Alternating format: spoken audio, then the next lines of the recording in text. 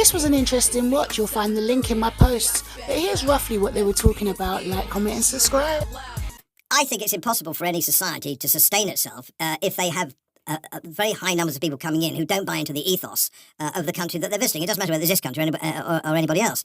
And I think that's a great mistake. And the point is, if they want Sharia law, if they want a Muslim or an Islamist society in which to live in, there are plenty on the face of the globe. And they know where they are because they came from there. Classic case of the United States.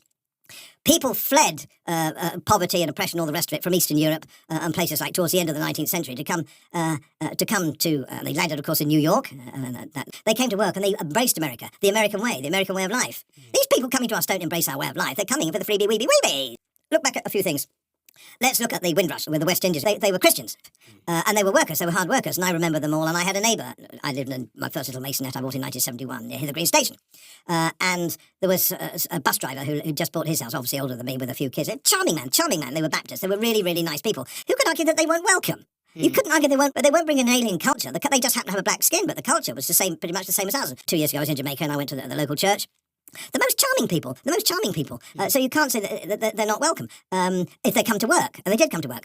But we haven't had that with those from the Indian subcontinent. Look at the Ugandan Asians that came across. They were very, very entrepreneurial when they were kicked out.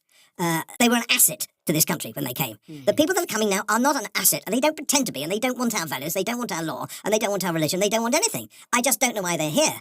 So I can't help but think that how can they be welcome under those circumstances? So what are your views? Do you agree with him? Do you think he's right? Do you think he's got a point? Leave your comments below.